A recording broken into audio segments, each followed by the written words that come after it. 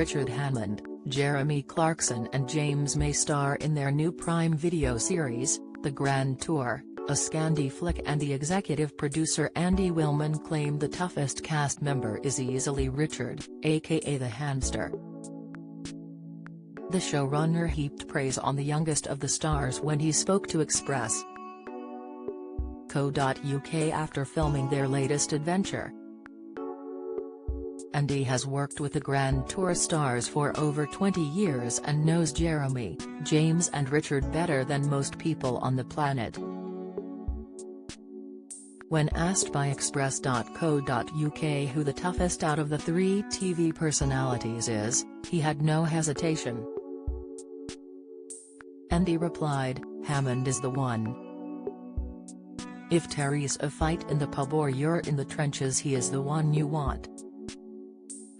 Has like a terrier, he literally can handle anything. From the jet crash, I saw him in the hospital that time and his body was still fighting, has so tough, has like a little Jack Russell." Richard drove a jet-powered car in 2006 as part of a scene for BBC's Top Gear when a tire failure caused him to crash. The TV personality spent 2 weeks in an induced coma and suffered brain injuries after his dramatic 318 mph crash.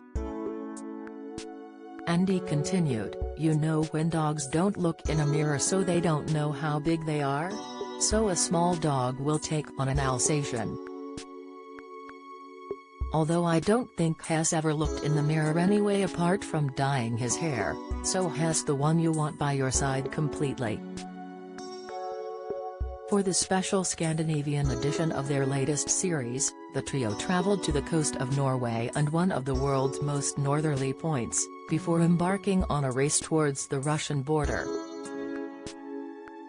Andy also discussed the intense relationship Richard and his co-stars still share, despite the length of time they have been working together.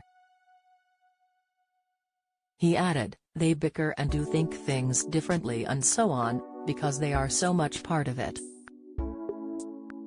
So they have fallouts and then they come back together, and so on and so on."